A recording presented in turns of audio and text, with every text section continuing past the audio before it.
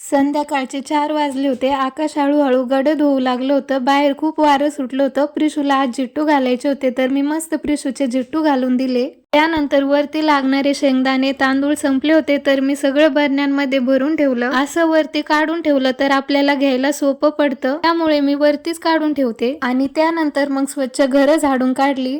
घरं झाडून झाल्यानंतर मस्तपैकी चहा घेतला आणि लगेच स्वयंपाकाला लागले. अगोदर पोळ्या करून घेतल्या. मस्त गरम गरम मऊसूत घरभर वास पसरला. तेव्हाच जाणवलं खरं तर हीच घरगुती शांती असते. पोळ्या झाल्या की लगेच उडदाच्या डाळीची आमटी करायची होती, तर त्याच तव्यावरती मसाला भाजून घेतला. तुम्ही बघू शकता इथे मस्त काळ्या मसाल्यात आमटी तयार झालेली आहे.